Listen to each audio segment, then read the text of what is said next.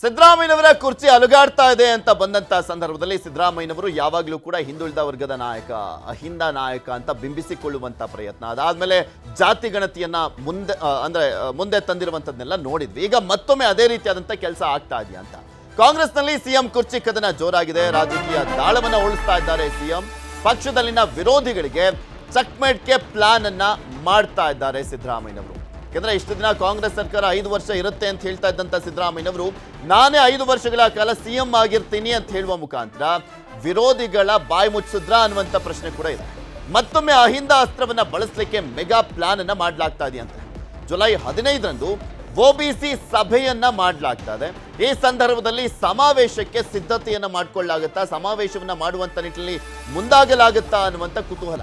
CM ಸಿದ್ಧತೆ ಮಾಡಿಕೊಳ್ಳುವಂತ ವಿಚಾರಕ್ಕೆ ಸಂಬಂಧಪಟ್ಟಂತೆ ಸಾಕಷ್ಟು ಕುತೂಹಲ ಇದೆ. ಒಬಿಸಿ ಸಮಾವೇಶದ ಮೂಲಕ ಶಕ್ತಿ ಪ್ರದರ್ಶನಕ್ಕೆ ತಂತ್ರವನ್ನ ಮಾಡ್ತಾ ಇದ್ದಾರೆ ಸಿದ್ದರಾಮಯ್ಯನವರು. ಡಿಕೆಶಿಯನ್ನ ಭೇಟಿಯಾಗಿ ಹರಿಪ್ರಸಾದ್ ಅವರು ಚರ್ಚೆಯನ್ನ ಮಾಡಿದ್ರು. ಎಐಸಿಸಿ ಮಟ್ಟದಲ್ಲಿ ತಂತ್ರಗಾರಿಕೆಗೆ ಬಿಕೆ ಹರಿಪ್ರಸಾದ್ ಸಲಹೆಯನ್ನ ಕೊಟ್ಟಿದ್ದಾರಂತೆ. ಕುತೂಹಲ ಮೂಡಿಸಿದೆ ಕುರ್ಚಿಯ ರಾಜಕೀಯ. ಇದೇ ವಿಚಾರಕ್ಕೆ ಸಂಬಂಧಪಟ್ಟಂತೆ ಡಿಕೆ ಶಿವಕುಮಾರ್ ಅವರು ಮಾತನಾಡಿದ್ದಾರೆ ಸಿಎಂ ಕುರ್ಚಿ ಫೈಟ್ ವಿಚಾರವಾಗಿ. ಚಾಮುಂಡಿ ಬೆಟ್ಟದಲ್ಲಿ ಪೂಜೆ ಬಳಿಕ ಏನು ಹೇಳಿದ್ರು ಕೇಳೋಣ. ಪ್ರಯತ್ನ ವಿಫಲ ಆದರೂ ಪ್ರಾರ್ಥನೆ ವಿಫಲ ಆಗುವುದಿಲ್ಲ ಅನ್ನೋದು ನನ್ನ ನಂಬಿಕೆ. ನನಗೇನೇನು ಬೇಕೋ ಪ್ರಾರ್ಥನೆ ಮಾಡಿದ್ದೇನೆ. ಯಾವ ಚರ್ಚೆನೂ ಬೇಡ. ಈಗ ಇಲ್ಲಿ ರಾಜಕೀಯ ಮಾತಾಡೋಕ್ಕೆ ನಾನು ಬಂದಿಲ್ಲ. ರಾಜ್ಯಕ್ಕೆ ಒಳ್ಳೇದಾಗಲಿ. ಮಲ್ಲಿಕಾರ್ಜುನ ಖರ್ಗೆ ಅವರು ನಮ್ಮ ಕಾಂಗ್ರೆಸ್ ಪಕ್ಷದ ಅಧ್ಯಕ್ಷರು. ಅವರು ನಮ್ಮೆಲ್ಲರೂ ಕೂಡ ಬುದ್ಧಿವಾದ ಹೇಳಿದ್ದಾರೆ, ಸಂದೇಶ ಹೇಳಿದ್ದಾರೆ. ಅವ್ರ ಮಾತಿನಲ್ಲಿ ನಾವು ನಡ್ಕೊಂಡು ನಾವು ಎಲ್ಲರೂ ಸೇರಿ ಒಟ್ಟಿಗೆ ಕೆಲಸ ಮಾಡೋಣ. ಇದೆಲ್ಲದ್ರ ಬಗ್ಗೆನೂ ಕೂಡ ಮಾತನಾಡ್ತಾ ಹೋಗೋಣ. ಮೊದಲು ನೋಡ್ತಾ ಇದ್ವಿ, ಯಾವಾಗಲೂ ಕೂಡ ಸಿದ್ದರಾಮಯ್ಯನವರು ಕುರ್ಚಿ ಅಲುಗಾಡ್ತಾ ಇದೆ ಅಥವಾ ಕುರ್ಚಿಗೆ ಏನಾದರೂ ಕಂಟಕ ಬಂದಿದೆ ಅಂತ ಬಂದಂಥ ಸಂದರ್ಭದಲ್ಲಿ ಹಿಂದುಳಿದ ವರ್ಗದ ಮುಖ್ಯಮಂತ್ರಿ ಅನ್ನೋ ಕಾರಣಕ್ಕೋಸ್ಕರ ತುಳಿಯುವಂಥ ಕೆಲಸ, ಅಹಿಂದ ನಾಯಕ ಅನ್ನುವ ಕಾರಣಕ್ಕೋಸ್ಕರ ತುಳಿಯುವಂಥ ಕೆಲಸ, ಅದನ್ನು ಚೆನ್ನಾಗಿ ಯೂಸ್ ಮಾಡ್ಕೊಳ್ತಾರೆ. ಅದೊಂಥರ ಗುರಾಣಿ ರೀತಿಯಲ್ಲೂ ಕೂಡ ಯೂಸ್ ಆಗ್ತಾ ಇರುವಂಥದ್ದು ನೋಡಿದ್ದೀವಿ. ಈಗ ಒಂಥರ ಅವ್ರ ರಾಜಕೀಯ ಜೀವನದಲ್ಲಿ ಮೋಸ್ಟ್ ಪ್ರಾಬಲಿ ಒಂದು ಪೀಕ್ ಲೆವೆಲ್ ಅಂತ ಕಾಣಿಸುತ್ತೆ. ತನ್ನ ರಾಜಕೀಯ ಚಾಣಾಕ್ಷ ಹೆಜ್ಜೆಗಳನ್ನು ಇಡಲಿಕ್ಕೆ ಅದರ ಒಂದು ಭಾಗ ಇದಾಗಿದೆಯಾ ಅಂತ. ಪೃಥ್ವಿ, ಇತಿಹಾಸ, ಕಾಂಗ್ರೆಸ್ನ ಅತಿದೊಡ್ಡ ಇತಿಹಾಸ ಮತ್ತು ನಾಯಕನಾಗಬೇಕು ಅಂತಂದರೆ, ಯಾಕಂದರೆ ಅದು ಪಕ್ಷ ಅಂತಂದರೆ it's A party of leaders ಅನ್ನೋ ರೀತಿ ಇರುವಂಥ ಒಂದು ಪಕ್ಷ. ಅದರೊಳಗಡೆ ಬಂದು ಪ್ರತಿಪಕ್ಷ ನಾಯಕರಾಗಿ, ಮುಖ್ಯಮಂತ್ರಿಯಾಗಿ, ಮತ್ತೆ ಸಮನ್ವಯ ಸಮಿತಿ ಅಧ್ಯಕ್ಷರಾಗಿ, ಮತ್ತೊಂದು ಬಾರಿ ಮುಖ್ಯಮಂತ್ರಿಯಾಗಿ ಕಂಟಿನ್ಯೂಸ್ ಆಗಿ, ಅಂದರೆ ಅವರು ಇದು ಅಂತಲ್ಲ, ಎಂಟೈರ್ ಅವರು ಕನ್ನಡ ಕಾವಲು ಸಮಿತಿ ಅಧ್ಯಕ್ಷರಾಗಿದ್ದಾಗಿಂದ ಹಿಡಿದು ಇವತ್ತಿನವರೆಗೂ ಕೂಡ ಒಂದಲ್ಲ ಒಂದು ಅಧಿಕಾರದ ಸುತ್ತ ಇದ್ದೇ ಇದ್ದಾರೆ. ಸೊ ಅದೆಲ್ಲದಕ್ಕೂ ಕೂಡ ಪೂರಕವಾಗಿ ಅವ್ರಿಗೆ ಕೈಗೂಡ್ಕೊಂಡು ಬಂದಿರುವಂಥದ್ದು ಅವರ ಒಂದು ವೋಟ್ ಬೇಸ್ ಮತ್ತು ಪಾಪ್ಯುಲಾರಿಟಿ. ಅದನ್ನು ಡೇ ಒನ್ನಿಂದನೂ ಕೂಡ ರಾಜ್ಯ ರಾಜಕಾರಣ ನೋಡಿದೆ. ಅದೇ ಕಾರಣಕ್ಕೆ ಮೊದಲ ಭೇಟಿಯಲ್ಲೇ ಸೋನಿಯಾ ಗಾಂಧಿ ಅವ್ರ ಮುಂದೆ ಅವರಷ್ಟು ಆತ್ಮವಿಶ್ವಾಸದಿಂದ ಕೂತಿದ್ರು ಅಂತ ಅವರ ಆಪ್ತ ವಲಯಗಳು ಮಾತನಾಡೋದು. ಅವ್ರದ್ದೊಂದು ಜೆಸ್ಚರ್ಸ್ ಇದೆ, ಅಂದರೆ ಈಸ್ ವೆರಿ ಮಚ್ ಕಾನ್ಫಿಡೆಂಟ್. ಅದನ್ನು ಬೇರೆಯವರು ಓವರ್ ಕಾನ್ಫಿಡೆನ್ಸ್ ಅನ್ಕೊತಾರೋ ಅಥವಾ ಬೇರೆಯವರು ಅವರ ಲಕ್ ಅಂತಾರೋ, ಈಗ ಬಿ ಆರ್ ಪಾಟೀಲ್ ಹೇಳಿದಂಗೆ ದಟ್ ಈಸ್ ಸೆಕೆಂಡ್ರಿ. ಬಟ್ ಅವ್ರಿಗೆ ಆ ಒಂದು ಕಾನ್ಫಿಡೆನ್ಸ್ನ ಕ್ಯಾರಿ ಮಾಡುವಂಥ ಒಂದು ಪೊಲಿಟಿಕಲ್ ಆಟಿಟ್ಯೂಡ್ ಮತ್ತು ಪೊಲಿಟಿಕಲ್ ಕ್ಯಾರೆಕ್ಟರ್ ಅವ್ರ ಸುತ್ತ ಬಂದಿದೆ. ಸೊ ಸೋನಿಯಾ ಗಾಂಧಿ ಅವರ ಮೊದಲ ಭೇಟಿಯಲ್ಲೂ ಕೂಡ, ಈಗ ಅಕಸ್ಮಾತ್ ರಾಹುಲ್ ಗಾಂಧಿ ಅವರ ಪಕ್ಕ ಕೂರುವಂಥ ಸಂದರ್ಭದಲ್ಲೂ ಕೂಡ ಆ ವ್ಯಕ್ತಿಗೆ ಹೇಗೆ ಬೇಕು ಹಾಗೆ ಕೂರ್ತಾರೆ. ಅದರಲ್ಲಿ ಯಾವುದೇ ಅತಿಯಾಗಿ ಬೆಂಡಾಗುವಂಥದ್ದು, ಅತಿಯಾಗಿ ಒಬೆ ಮಾಡುವಂಥದ್ದು ಅಂಥದ್ದನ್ನೆಲ್ಲ ಕಾಣಲ್ಲ. ಸೊ ಅದು ಒಂದು ಪ್ಯೂರ್ ರಾ ಪೊಲಿಟಿಕಲ್ ಕ್ಯಾರೆಕ್ಟ್ರು ಸಿದ್ದರಾಮಯ್ಯ ಅವ್ರದ್ದು. ಅದೇ ಒಂದು ಕ್ಯಾರೆಕ್ಟರ್ ಮೂಲಕ ಅವರು ಎಂಟೈರ್ ಪೊಲಿಟಿಕಲ್ ಏನು ಆರಾವನ್ನು ಕಟ್ಕೊಂಡು ಬಂದಿರುವಂಥದ್ದು, ಆ ಒಂದು ಪ್ರಭಾವವನ್ನು ಬೆಳೆಸ್ಕೊಂಡು ಬಂದಿರುವಂಥದ್ದು.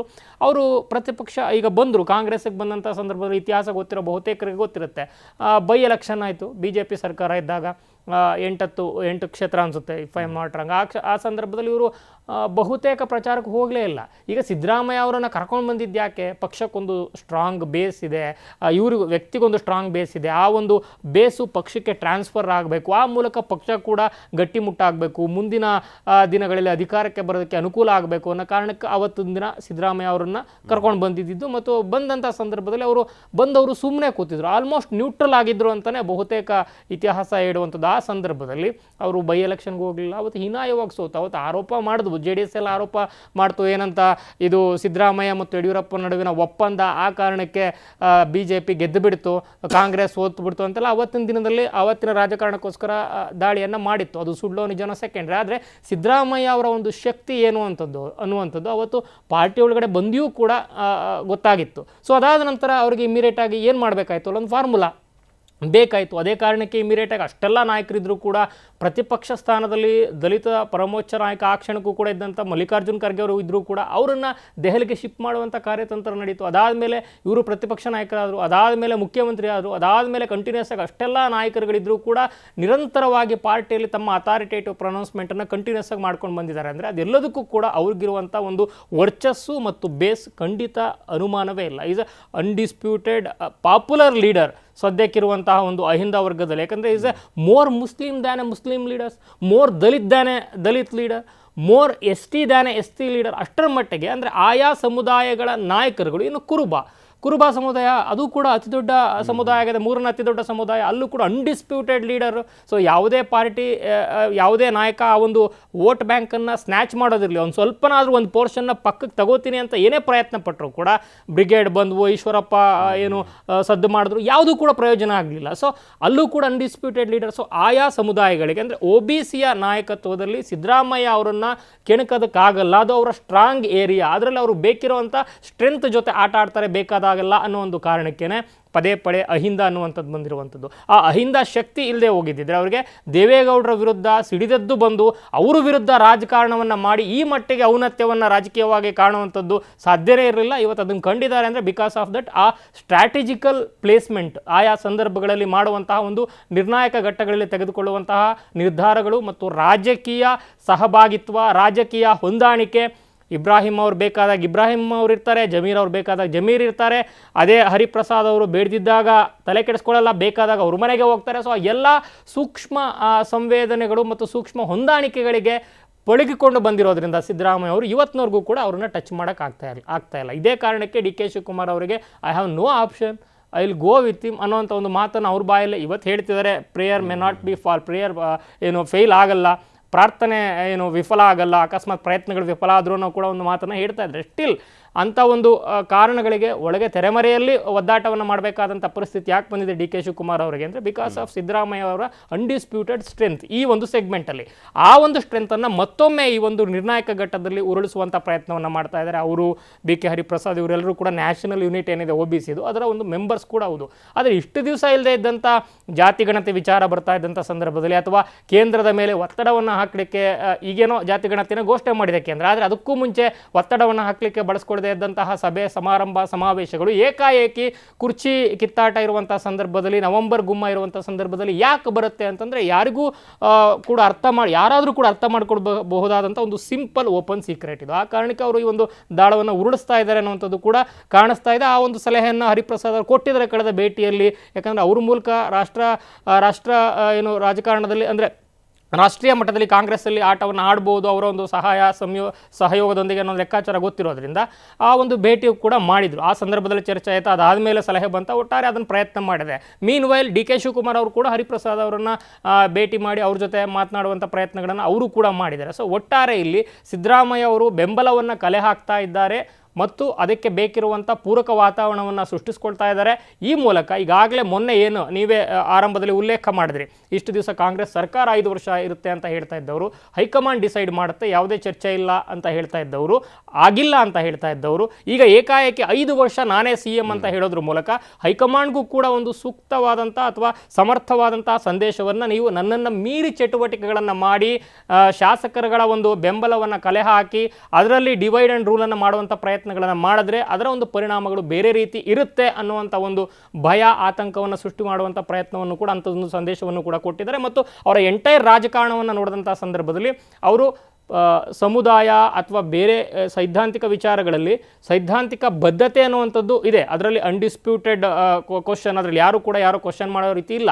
ಆ ಕಾರಣಕ್ಕೆ ಅಂತ ಈ ಹಿಂದೆ ಒಂದು ಕೆಲವೊಂದು ಮಾತನಾಡ್ತಾರೆ, ಹಿಂದಿನ ಇತಿಹಾಸದಲ್ಲಿ ಅವ್ರನ್ನ BJPಗೆ ಸೆಳೆಯುವಂಥ ಪ್ರಯತ್ನಗಳು ಕೂಡ ಆಗಿದ್ವು, ಆದರೆ ಅವರು ಬಿಲ್ಕುಲ್ ಇಲ್ಲ ಅಂತ ಹೇಳಿದರು. ಆ ಸಂದರ್ಭದಲ್ಲಿ ಅನ್ನುವಂಥ ಒಂದು ಮಾತುಗಳು ಕೂಡ ಇದ್ದಾವೆ. ಅದು ಎಷ್ಟರ ಮಟ್ಟಿಗೆ ನಿಜನ ಸುಳ್ಳು, ಆದರೆ ಆ ಒಂದು ವಿಚಾರದಲ್ಲಿ ಸೈದ್ಧಾಂತಿಕ ವಿಚಾರದಲ್ಲಿ ಸ್ಪಷ್ಟತೆ ಇದೆ. ಆದರೆ ಅಧಿಕಾರದ ಸಿದ್ಧಾಂತ ಅಂತ ಬಂದಂಥ ಸಂದರ್ಭದಲ್ಲಿ ಅವರ ಲಾಯಲ್ಟಿಯನ್ನು ಯಾರೂ ಕೂಡ ಹೀಗೆ ಅಂತ ಯಾರೂ ಕೂಡ 100% ಡಿಫೈನ್ ಮಾಡಲಿಕ್ಕೆ ಸಾಧ್ಯ ಇಲ್ಲ. ಅದು ದೇವೇಗೌಡರನ್ನ ಬಿಟ್ಟು ಬಂದಂಥ ಸಂದರ್ಭದಲ್ಲಾಗಿರ್ಬೋದು ಅಥವಾ ಆಯಾ ಕಾಲಘಟ್ಟಕ್ಕೆ ತಕ್ಕಂತೆ ದಾಳಗಳನ್ನು ಉರುಳಿಸಿದಂಥ ಸಂದರ್ಭದಲ್ಲಾಗಿದ್ದು, ಅದೆಲ್ಲವನ್ನು ನೋಡಿದಂಥ ಸಂದರ್ಭದಲ್ಲಿ ಕನೆಕ್ಟಿಂಗ್ ಡಾಟ್ಸ್ ಅವರ ಒಂದು ಅಧಿಕಾರದ ಸಿದ್ಧಾಂತ ಏನಿದೆ ಅದು ಬೇರೆ, ಅವರ ಒಂದು ಸಾಮಾಜಿಕ ಅಥವಾ ಈ ಒಂದು ಪಕ್ಷ ಸಿದ್ಧಾಂತ ಅಥವಾ ಅವರ ಒಂದು ಈ ಸಾಮುದಾಯಿಕ ಸಿದ್ಧಾಂತ ಏನಿದೆ ಅದು ಬೇರೆ ಅನ್ನುವಂಥದ್ದು ಸ್ಪಷ್ಟವಾಗಿ ಕಾಣುತ್ತೆ. ಸೊ ಈ ಹಿನ್ನೆಲೆಯಲ್ಲಿ ಅವರು ಏನು ಮೆಸೇಜನ್ನು ಕೊಡಬೇಕು ಹೈಕಮಾಂಡ್ಗೆ ಅದನ್ನು ಈಗಾಗಲೇ ಮೊನ್ನೆ ಹೇಳಿಕೆ ಮೂಲಕ ಕೂಡ ಕೊಟ್ಟಿದ್ದಾರೆ. ಜೊತೆಗೆ ಅದಕ್ಕೆ ಪೂರಕವಾಗಿ ಈ ಸಮಾವೇಶವನ್ನು ಒಂದು ಅನ್ಸ್ಪೋಕನ್ ಮೆಸೇಜ್ ರೀತಿನೂ ಕೂಡ ಕೊಡುವಂಥ ಪ್ರಯತ್ನವನ್ನು ಮಾಡ್ತಾ ಇದ್ದಾರೆ. ಇಲ್ಲಿ ಮೇನ್ಲಿ ಡಿ ಕೆ ಶಿವಕುಮಾರ್ ಅವರು ನ್ಯಾಷನಲ್ ಚಾನಲ್ ಕೂತ್ಕೊಂಡು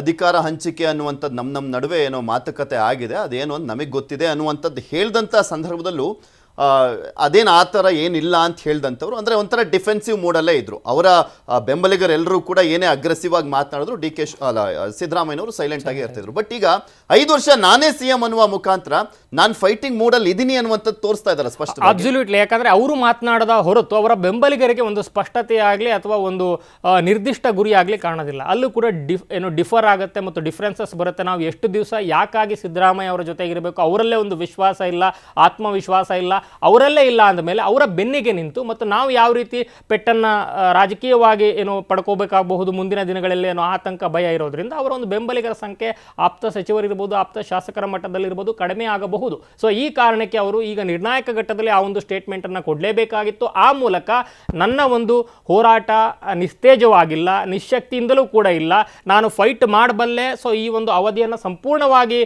ನಾನೇ ಕಂಪ್ಲೀಟ್ ಮಾಡ್ತೀನಿ. ಜೊತೆಗೆ ನನ್ನ ಬೆಂಬಲಿಗರಿಗೆ ಭವಿಷ್ಯದ ಒಂದು ಆಯಕಟ್ಟಿನ ಹುದ್ದೆಗಳನ್ನು ಕೂಡ ಸೂಕ್ತವಾಗಿ ಅವರಿಗೆ ಎನ್ಶೂರ್ ಮಾಡ್ತೀನಿ ಅನ್ನೋ ಮೆಸೇಜನ್ನು ಕೊಡೋದ್ರ ಮೂಲಕ ಬೆಂಬಲಿಗರ ಅಥವಾ ಆಪ್ತ ಬಳಗದ ಒಂದು ಬೆಂಬಲವನ್ನು ಮತ್ತಷ್ಟು ಕ್ರೋಢೀಕರಿಸುವ ಅಥವಾ ಅವರಿಗೆ ಎನ್ಶೂರ್ ಮಾಡುವಂಥ ಒಂದು ಪ್ರಯತ್ನವನ್ನು ಈ ಒಂದು ಸ್ಟೇಟ್ಮೆಂಟ್ ಮೂಲಕ ಕೊಟ್ಟಿದ್ದಾರೆ. ಆ ಮೂಲಕ ಎಲ್ಲೋ ಒಂದು ಕಡೆ ನಿಷ್ಠೆ ಅಥವಾ ಲೆಕ್ಕಾಚಾರ ಅಥವಾ ತಂತ್ರಗಾರಿಕೆ ಬದಲಾಗದಿರಲಿ ಅನ್ನೋ ರೀತಿ ಒಟ್ಟಾರೆ ಪಕ್ಷದ ಒಂದು ಸ್ಥಳೀಯವಾಗಿ ರಾಜ್ಯ ರಾಜಕಾರಣದಲ್ಲಿ ಅಂದರೆ ರಾಜ್ಯ ಕಾಂಗ್ರೆಸ್ನೊಳಗಡೆ ನಿಷ್ಠೆ ಬದಲಾಗದೇ ಇರಲಿ ಅನ್ನೋ ಕಾರಣಕ್ಕೆ ಅಂಥದ್ದೊಂದು ಹೇಳಿಕೆಯನ್ನು ಕೊಡೋದ್ರ ಮೂಲಕ ಸ್ಪಷ್ಟವಾಗಿ ಅಂಥದ್ದೊಂದು ಸಂದೇಶವನ್ನು ಕೊಟ್ಟಿದ್ದಾರೆ. ಯಾಕಂದರೆ ನಿನ್ನೆ ನಾವು ನೋಡಿದ್ವಿ, ಚಲುವರಾಯಸ್ವಾಮಿ ಹೇಳಿದ್ರು ಕಾಂಗ್ರೆಸ್ 5 ವರ್ಷದಲ್ಲಂತೂ 5 ವರ್ಷ ಇದ್ದೇ ಇರುತ್ತೆ, CM ಯಾರಾದರೂ ಆಗಲಿ ಅಂತ. ಚಲುವರಾಯಸ್ವಾಮಿ ಅವ್ರನ್ನ ಕರ್ಕೊಂಬಂದಿದ್ಯಾರು, ಅದಾದಮೇಲೆ ಅವ್ರ ಜೊತೆಗಿದ್ದಿದ್ಯಾರು, ಸೊ ಅವ್ರನ್ನ ಮಂತ್ರಿ ಮಾಡಿದ್ಯಾರು, ಇವೆಲ್ಲವೂ ಕೂಡ ಮ್ಯಾಟ್ರ್ ಆಗುತ್ತೆ. ಆದರೆ ಎಲ್ಲೋ ಒಂದು ಕಡೆ ಈ ಒಂದು ನವೆಂಬರ್ ಗುಮ್ಮ 2 ವರ್ಷದಿಂದ ಶುರುವಾದಂಥ ಸಂದರ್ಭದಲ್ಲಿ ಅವರು ನಿಧಾನಕ್ಕೆ ಆ ಕಡೆ ಒಂದು ಸಲ ತಕ್ಕಡಿಲಿರ್ತಾರೆ, ಈ ಕಡೆ ಒಂದು ಸಲ ತಕ್ಕಡಿಲಿರ್ತಾರೆ.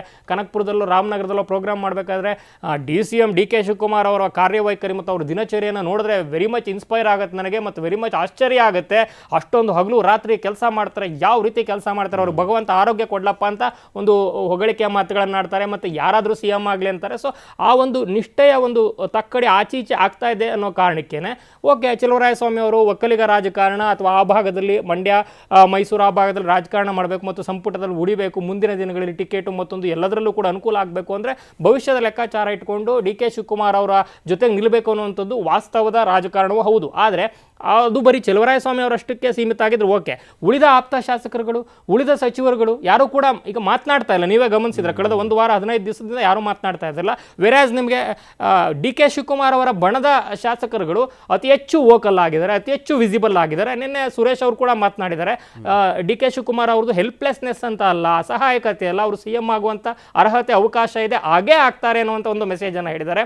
ಮತ್ತೆ ಇಕ್ಬಾಲ್ ಹುಸೇನ್ ಅವರು ಹೇಳಿದ್ದಾರೆ, ನೋಡ್ತಾ ಇರಿ, ಕಾದು ನೋಡ್ತಾ ಇರಿ, ಏನಾಗುತ್ತೆ ನೀವೇ ನೋಡ್ತಾ ಇರಿ ಅಂತ ಹೇಳಿದರೆ ನೋಟಿಸ್ ಎಲ್ಲ ಕೊಟ್ಟ ಮೇಲೂ ಕೂಡ ಆಗ್ತಾ ಇರುವಂಥದ್ದು ಇದು. ಸೊ ಆ ಒಂದು ಮಳೆ ನಿಂತರೂ ಹನಿ ನಿಂತಿಲ್ಲ ಅನ್ನೋ ರೀತಿ ಡಿ ಕೆ ಶಿವಕುಮಾರ್ ಅವರು ಸ್ವತಃ ಹೇಳಿದ್ರು ಕೂಡ ಯಾವುದೇ ಒಂದು ಚರ್ಚೆಗೆ ಆಸ್ಪದ ಆದ್ಯತೆ ಇಲ್ಲ, ನಿಲ್ಲಿಸಿ ಅಂತ ಹೇಳಿದ್ರು ಕೂಡ ನಡೀತಾ ಇದೆ ಅಂತಂದರೆ ಈ ಒಂದು ಬಣದ ಶಾಸಕರ ಅಥವಾ ಸಚಿವರ ಮಾತುಗಳು ಜಾಸ್ತಿ ತೂಗ್ತಾ ಇದೆ ಅಥವಾ ಬದಲಾಗುತ್ತೆ ಅನ್ನೋ ಲೆಕ್ಕಾಚಾರದಲ್ಲಿ ಬಾಕಿಯವರ ನಿಷ್ಠೆಯೂ ಕೂಡ ಅಲುಗಾಡದಿರಲಿ ಅನ್ನೋ ಕಾರಣಕ್ಕೆ ಸಿದ್ದರಾಮಯ್ಯ ಅವರು ಒಂದಾದ ಮೇಲೆ ಒಂದು ಹೇಳಿಕೆ ಮತ್ತು ಮತ್ತೊಂದು ಕಡೆ ಇಲ್ಲಿ ಈ ಬೆಳವಣಿಗೆಗಳನ್ನೇ ತುಂಬಾ ಸೂಕ್ಷ್ಮವಾಗಿ ನೋಡೋದಾದ್ರೆ ಸಿದ್ದರಾಮಯ್ಯನವರು ರಾಜಕೀಯದಲ್ಲಿ ಆಲ್ಮೋಸ್ಟ್ ಎಲ್ಲ ಹುದ್ದೆಯನ್ನು ಕೂಡ ಅನುಭವಿಸಿದ್ದಾರೆ. ಅವರು ಫಸ್ಟ್ ಟೈಮು 83ರಲ್ಲಿ ಶಾಸಕರಾಗಿದ್ದುಕೊಂಡಂಥ ಸಂದರ್ಭದಿಂದಲೂ ಕೂಡ ಅವರ ಅಧಿಕಾರ ಇಲ್ಲ ಅನ್ನುವಂಥದ್ದು ನಾವು ನೋಡಲಿಕ್ಕೆ ಸಾಧ್ಯ ಇಲ್ಲ. ಬಿಕಾಸ್ ಅವರ ರಾಜಕೀಯ ಚಾಣಾಕ್ಷತನ ಎಷ್ಟು ಮಟ್ಟಿಗಿತ್ತು ಅನ್ನೋದಕ್ಕೆ ಅದೊಂದು ಸಾಕ್ಷಿ. ಇಂಥ ಸಂದರ್ಭದಲ್ಲಿ ಅವರಿಗೆ 5 ವರ್ಷ ಪೂರ್ಣವಧಿಯಾಗಿ CM ಆಗಬೇಕಾಗಿತ್ತು ಅನ್ನೋದೊಂದು ಇತ್ತು, ಅದನ್ನು ಕೂಡ ಪೂರೈಸಿದ್ರು 2013ರಿಂದ 18ರವರೆಗೆ. ಅದಾದಮೇಲೆ ನಾನು ಅತಿ ಹೆಚ್ಚು ಬಾರಿ ಬಜೆಟನ್ನು ಮಂಡಿಸಿದೆ ಅನ್ನುವಂಥ ಒಂದು ದಾಖಲೆ ಇರಬೇಕು ಅನ್ನೋದಿತ್ತು, ಅದು ಕೂಡ ಆಯಿತು. ನೆಕ್ಸ್ಟು ದೇವರಾಜು ಅರಸು ಅವರ ಒಂದು ದಾಖಲೆಯನ್ನು ಮುರಿಬೇಕು ಅನ್ನುವಂಥದ್ದೊಂದಿದೆ. ಅದನ್ನ ಕೂಡ ಮುರಿಲಿಕ್ಕೆ ಅವಕಾಶವನ್ನ ಮಾಡಿಕೊಡುವಂತ ಎಲ್ಲಾ ಸಾಧ್ಯತೆಗಳು ಕೂಡ ಇದ್ದಾವೆ.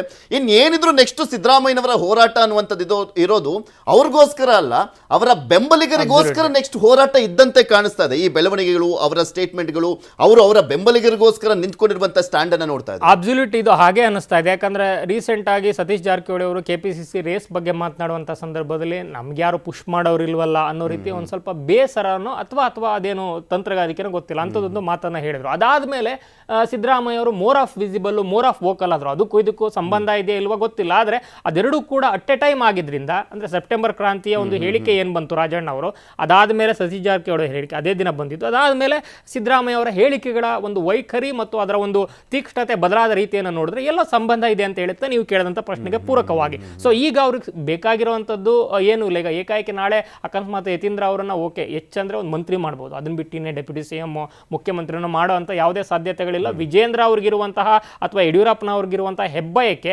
ಅಂಥದ್ದೊಂದು ಅವಕಾಶ ಆದ್ಯತೆಗಳು ಕಾಂಗ್ರೆಸ್ ಒಳಗಡೆ ಯತೀಂದ್ರ ಅವ್ರಿಗಿಲ್ಲ. ಅವ್ರಿಗೆ ಹೆಚ್ಚಂದ್ರೆ ಒಂದು ಮಂತ್ರಿಗಿರಿಯನ್ನ ಮಾಡ್ಬೋದು. ಆದರೆ ಯಾತಕ್ಕೋಸ್ಕರ ಹೋರಾಟ ಮಾಡ್ತಿದ್ದಾರೆ? ಇಲ್ಲಾಂದ್ರೂ ಕೂಡ ಅವರು ಇಳಿದ ಮೇಲೂ ಅಥವಾ 5 ವರ್ಷ ಆದ್ಮೇಲೂ ಕೂಡ ಮಾಡೇ ಮಾಡ್ತಾರೆ. ಯತೀಂದ್ರ ಅವ್ರಿಗೆ ಅಂಥದ್ದೊಂದು ಮಾಡಿಸ್ಕೊಡುವಂಥ ಶಕ್ತಿ ಅವ್ರಿಗೂ ಇದೆ ಮತ್ತು ಹೈಕಮಾಂಡ್ ಕೂಡ ಒಪ್ಪಿಕೊಡುತ್ತೆ. ಆದರೆ ಯಾತಕ್ಕೋಸ್ಕರ ಈ ಹೋರಾಟವನ್ನು ಮಾಡ್ತಾರೆ ಅಂದರೆ ನೀವು ಕೇಳಿದ ಪ್ರಶ್ನೆ ನಿಜಕ್ಕೂ ಕೂಡ ಪೂರಕವಾಗಿದೆ. ಯಾಕಂದ್ರೆ ಅವ್ರಿಗಿರುವಂಥದ್ದು ಇವಾಗ ಬೆಂಬಲಿಗರನ್ನು ಅಕಾಮಡೇಟ್ ಮಾಡಬೇಕು.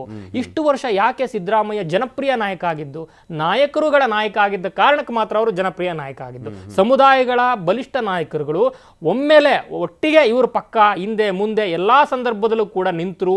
ಅಧಿಕಾರದಲ್ಲಿ ಇದ್ದಾಗ ಇಲ್ದಿದ್ದಾಗ ಯಾವುದೇ ಸಂದರ್ಭದಲ್ಲಿದ್ದರೂ ಕೂಡ ಇವರಿಗೆ ತನು ಮನ ಧನದ ಸಹಾಯವನ್ನು ಮಾಡ್ತಾ ಮಾಡಿದ್ದಾರೆ. ಆ ಕಾರಣಕ್ಕೆ ಇವತ್ತು ಸಿದ್ದರಾಮಯ್ಯ ಅನ್ನೋ ಒಬ್ಬ ವ್ಯಕ್ತಿ ಸಿದ್ದರಾಮಯ್ಯ ಆಗಿ ಇಡೀ ರಾಜ್ಯಕ್ಕೆ ದೇಶಕ್ಕೆ ಕಾಣಿಸ್ತಾ ಇದ್ದಾರೆ. ಸೊ ಈ ಹಿನ್ನೆಲೆಯಲ್ಲಿ ಒಂದು ಋಣ ಸಂದಾಯವನ್ನು ಮಾಡುವಂತ ಒಂದು ಅವಶ್ಯಕತೆ ಅನಿವಾರ್ಯತೆ ಕೂಡ ಅವರಿಗಿರುತ್ತೆ. ಮತ್ತು ಇಲ್ಲಾಂದ್ರೆ ಲೀಡರ್ ಆಗೋದು ಅದೇ ರೀತಿ ಅಲ್ವಾ? ಲೀಡರ್ಗಳನ್ನ ಹುಟ್ಟಾಕ್ತಂತ ಸಂದರ್ಭದಲ್ಲಿ ಕೆಲವರು ತಮ್ಮ ಎಕ್ಸಿಸ್ಟೆನ್ಸ್ ನ ಕಳ್ಕೊಂಡ್ಬಿಡ್ತಾರೆ. ಸೊ ಸಿದ್ದರಾಮಯ್ಯ ಅವರು ಅವ್ರಿಗೋಸ್ಕರ ಮಾಡ್ಕೊಂಡ್ರು, ಅವ್ರ ಅಧಿಕಾರ ಮಾಡಿದ್ರು, ಈಗ ಅವ್ರ ಮಗನ್ ಮಂತ್ರಿ ಮಾಡಿದ್ರು, ನಮಗೇನ್ ಬಂತು ಇಂಥದ್ದೇ ಬಿಡಿ. ಆಮೇಲೆ ಹಳೇದೊಂದು ಇತಿಹಾಸದಲ್ಲಿ ಒಂದು ಅಪವಾದ ಇದೆಯಲ್ಲ, ಎಲ್ಲಾ OBC ನಾಯಕ, ಎಲ್ಲಾ ಒಂದು ದಲಿತ್ ಪಾಲಿಟಿಕ್ಸ್ ಅನ್ನ ಹಾಳು ಮಾಡಿರುವಂತದ್ದೇ OBC ನಾಯಕರುಗಳು. ಸೇ ಫಾರ್ ಎಕ್ಸಾಂಪಲ್ ಬಂಗಾರಪ್ಪ ಇರ್ಬೋದು, ಇವಾಗ ಸಿದ್ದರಾಮಯ್ಯ ಇರ್ಬೋದು, ಕಳೆದ 10-15 ವರ್ಷದಲ್ಲಿ ರಾಜ್ಯ ರಾಜಕಾರಣ ನಡೀತಾ ಇರೋದು.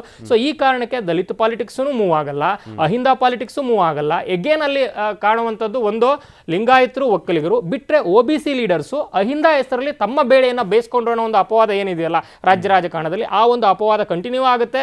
ಅದಕ್ಕೆ ಸಿದ್ದರಾಮಯ್ಯ ಹೊರತಲ್ಲ, ಅವರು ಕೂಡ ತಮ್ಮ ಅಧಿಕಾರದ ದಾಹಕ್ಕೆ ಎಲ್ಲಾ ಸಮುದಾಯಗಳ ನಾಯಕರುಗಳನ್ನ ಬಳಸ್ಕೊಂಡ್ರು, ತಾವು ಬೆಳೆದ್ರು, ಅವರನ್ನ ಮರೆತರು, ಕೈ ಬಿಟ್ಟು ಹೋದ್ರು ಅನ್ನುವಂಥ ಒಂದು ಕಪ್ಪು ಚುಕ್ಕೆ ಉಳಿಯುತ್ತೆ ಅನ್ನೋ ಕಾರಣಕ್ಕೇನೆ ಬೆಂಬಲಿಗರಿಗೂ ಕೂಡ ಅಕಾಮಡೇಟ್ ಮಾಡುವಂತ ಎಗೇನೆಸ್ಟ್ DK ಶಿವಕುಮಾರ್ ಪ್ರಯತ್ನವನ್ನ ಮಾಡುವಂತ ಒಂದು ಪ್ರಕ್ರಿಯೆಯಲ್ಲಿ ಕಾಣಿಸ್ತಾ ಇದೆ. ಎಷ್ಟು ಸಾಧ್ಯನೋ ಅಷ್ಟರ ಮಟ್ಟಿಗೆ ತುಂಬಾ ಸ್ಮೂತ್ ಆಗಿ ಅಧಿಕಾರ ಹಂಚಿಕೆ ಪ್ರಕ್ರಿಯೆ ಆಗಬೇಕು ಅನ್ನುವಂಥದ್ದೇ DK ಶಿವಕುಮಾರ್ ಅವ್ರಿಗೂ ಕೂಡ ಇರುವಂಥದ್ದು. ಅದ್ರ ಜೊತೆಗೆ DK ಸುರೇಶ್ ಅವರು ಒಂದು ಮಾತನ್ನ ಹೇಳ್ತಾರೆ. ಆಲ್ಮೋಸ್ಟ್ ಒಂದು 2 ದಶಕ ಆದ್ಮೇಲೆ ಒಕ್ಕಲಿಗ ಸಮುದಾಯ ಅನ್ನುವಂಥದ್ದು ಕಾಂಗ್ರೆಸ್ ಪರವಾಗಿ ನಿಂತ್ಕೊಂಡಿರುವಂಥದ್ದು ಮದು. ಬಿಕಾಸ್ ಮಂಡ್ಯ ಅನ್ನುವಂಥ ಒಂದು ಒಕ್ಕಲಿಗ ಹಾರ್ಡ್ ಕೋರ್ ಇರುವಂಥ ಒಂದು ಜಿಲ್ಲೆಯಲ್ಲೇ 6 ಜನ MLAಗಳು ಆಯ್ಕೆ ಆಗ್ತಾರೆ, ಒಬ್ಬರೊಬ್ರು ಮಾತ್ರ JDS ನವರು ಆಯ್ಕೆ ಆಗುವಂಥದ್ದು. ಸೊ ಹೀಗಾಗಿ ಅದು ಕೈ ತಪ್ಪು ಹೋಗಬಾರ್ದು. ಒಂದು ಸಮುದಾಯ ಅಂದ್ರೆ ಒಂದು ವರ್ಗ DK ಶಿವಕುಮಾರ್ ಅವರು ಮುಖ್ಯಮಂತ್ರಿಗಳಾಗ್ತಾರೆ ಅನ್ನುವಂಥ ಕಾರಣಕ್ಕೋಸ್ಕರ ಕೈ ಹಿಡಿದಿದೆ, ಅದನ್ನು ಕೂಡ ಗಮನ ಹರಿಸಬೇಕು ಅನ್ನುವಂಥದ್ದು ಬೇರೆ. ಅಬ್ಸಲ್ಯೂಟ್ಲಿ ಪೃಥ್ವೀಗ ಈಗ ಒಕ್ಕಲಿಗ ರಾಜಕಾರಣದಲ್ಲಿ ಓಕೆ, ಕೃಷ್ಣ ಅವರಾದ್ಮೇಲೆ ಯಾರು, ದೇವೇಗೌಡರಾದ್ಮೇಲೆ ಕೃಷ್ಣ ಆದ್ಮೇಲೆ ಯಾರು ಅನ್ನೋಂಥ ಪ್ರಶ್ನೆ ಬಂದ ಸಂದರ್ಭದಲ್ಲಿ ಕುಮಾರಸ್ವಾಮಿ ಅವರು ಈಗಲೂ ಇದ್ದಾರೆ, ಅವ್ರಿಗೊಂದು ಅವಕಾಶ ಶಕ್ತಿ ಇತ್ತು. ಆದರೆ ಕಳೆದ ಬಾರಿ DK ಶಿವಕುಮಾರ್ ಅವರು ಮಾಡಿದಂಥ ತಂತ್ರಗಾರಿಕೆ, ಅವ್ರಿಗಿದ್ದಂಥ ವರ್ಚಸ್ಸು, ಮಾಡಿಕೊಂಡಂತಹ ಒಂದು ಪೊಲಿಟಿಕಲ್ ಮಾರ್ಕೆಟಿಂಗ್ ಎಲ್ಲದರಲ್ಲೂ ಕೂಡ ಕಾಂಗ್ರೆಸ್ಗೆ ಅನುಕೂಲ ಆಗಿದೆ. ನೀವೇ ಹೇಳಿದಂತೆ ಮಂಡ್ಯದಂಥ capital of Vokkaliga heartland. So ಅಂತ ಒಂದು ಸಂದರ್ಭದಲ್ಲಿ ಅಲ್ಲೂ ಕೂಡ ಅವರು ಗೆಲ್ಲಿಸೋದ್ರಲ್ಲಿ ಅವ್ರ ಪಾತ್ರ ಕೂಡ ಇದೆ ಎಲ್ಲ ರೀತಿಯಲ್ಲೂ. ಸೊ ಈ ಹಿನ್ನೆಲೆಯಲ್ಲಿ ಅವರಿಗೆ ಈ ಸಲವೂ ಕೊಡಲಿಲ್ಲ ಅಂದರೆ ಯಾಕೆ, ಹೇಗೆ, ಈ ಸಮುದಾಯ ಯಾರಿಗೆ ಕಾಂಗ್ರೆಸ್ ಅಲ್ಲಿ ಯಾರ ಮುಖವನ್ನು ಇಟ್ಕೊಂಡು ಇನ್ಯಾರಿದ್ದಾರೆ ಒಕ್ಕಲಿಗ ಲೀಡರ್ಸ್? ಎಲ್ಲರೂ ಕೂಡ ಅವರವರ ಕ್ಷೇತ್ರಕ್ಕೆ ಅವರವರ ಒಂದು ಜಿಲ್ಲೆಗೆ ಸೀಮಿತ ಆಗಿರುವಂಥದ್ದು. ಅಟ್ಲೀಸ್ಟ್ ಇವರು ಆ ಒಂದು ಒಕ್ಕಲಿಗ ಒಂದು ಡಾಮಿನೆನ್ಸ್ ಇರುವಂಥ ಆ ಒಂದು ಭಾಗದಲ್ಲಾದರೂ ಎಮರ್ಜಿಂಗ್ ಲೀಡರ್ ಆಗಿ ಎಮರ್ಜ್ ಆಗ್ತಾರೆ, ಮುಂದೆ ನಾಯಕತ್ವ ಸಿಗುತ್ತೆ ಅನ್ನೋ ಲೆಕ್ಕಾಚಾರದಲ್ಲಾದ್ರೂ ಬಿಟ್ಕೊಡಿ ಅನ್ನೋ ತರ ಏನಾದ್ರೂ ಬರ್ಬೋದು. ಆದ್ರೆ ಅಟ್ ದ ಸೇಮ್ ಟೈಮ್ ಈಗಿರುವಂತಹ ಜಾತಿ ಅಸ್ಮಿತೆ, ಅಹಿಂದ ವರ್ಗ, ಜಾತಿ ಜನಗಣತಿ ಕೂಗೆದ್ದಿರುವಂತಹ ಸಂದರ್ಭದಲ್ಲಿ ಎಂಟೈರ್ ಕರ್ನಾಟಕದಲ್ಲಿ ಇರುವಂತಹ OBC ವೋಟ್ ಬ್ಯಾಂಕ್ ಅನ್ನ ಪಕ್ಕಕ್ಕಿಟ್ಟು ಅದು ಒಂದು ಅತಿಯಾಗಿ ತೂಗ್ತಾ ಇರುವಂತ ಒಂದು ಕಡೆ ಇರಬೇಕಾದ್ರೆ ತಕ್ಕಡಿಯಲ್ಲಿ DK ಶಿವಕುಮಾರ್ ಅವರ ಬೊಟ್ಟನ್ನ ಇಟ್ಟು ಅದನ್ನ ಸರಿದೂಗ್ಸಕ್ ಆಗುತ್ತಾ ಅನ್ನುವಂಥ ಪ್ರಶ್ನೆ ಕೂಡ ಬರುತ್ತೆ. ಅಲ್ಲಿ ಸಿಡಿದಿದ್ರೆ OBC ಇನ್ವೇರಿಯಬಲಿ ಬಿಜೆಪಿಗೆ ಡೈವರ್ಟ್ ಆಗುವಂತ ಚಾನ್ಸಸ್ ಬೇರೆ ರಾಜ್ಯಗಳಾಗಿರೋ ರೀತಿ ಕರ್ನಾಟಕದಲ್ಲೂ ಕೂಡ ಆದ್ರೆ ಏನು ಅನ್ನುವಂಥ ಒಂದು ಲೆಕ್ಕಾಚಾರ ಇರುತ್ತೆ. ಮತ್ತು ಸಿದ್ದರಾಮಯ್ಯ ಅವರನ್ನ ಕೆಳಗಿಳಿಸಿದ ಸಂದರ್ಭದಲ್ಲಿ ಉಸ್ತುವಾರಿಯಾಗಿದ್ದ ಇದ್ದಂಥ ಖರ್ಗೆ ಅವರು ಪಂಜಾಬ್ ಅಲ್ಲಿ ಏನಾಯ್ತು ಅನ್ನುವಂಥದ್ದು ಅಮರೀಂದರ್ ಸಿಂಗ್ ಕೆಳಗಿಳಿಸಿದ ಮೇಲೆ ವಯಸ್ಸಿನ ಲೆಕ್ಕಾಚಾರದಲ್ಲಿ ಅನ್ನುವಂಥದ್ದು ಇತಿಹಾಸ ಗೊತ್ತಿದೆ. ಸೊ ಈ ನೆಲೆ at the cost of Siddaramaiah D K Shivakumar ಅವರನ್ನ ಸಿಎಂ ಮಾಡ್ಲಿಕ್ಕೆ ಸಾಧ್ಯನಾ with all the rebels of ಎಲ್ಲ OBC ಲೀಡರ್ಗಳನ್ನ ಬಂಡಾಯವನ್ನು ಇಟ್ಕೊಂಡು ಅನ್ನುವಂಥ ಪ್ರಶ್ನೆ ಕೂಡ ಬರುತ್ತೆ. ಈ ಹಿನ್ನೆಲೆಯಲ್ಲಿ ಹೈಕಮಾಂಡ್ಗೆ ಬಿಸಿ ತುಪ್ಪ ಆಗಿರೋದಂತೂ ಸತ್ಯ. ಏನೇನಾಗುತ್ತೆ ಅನ್ನೋ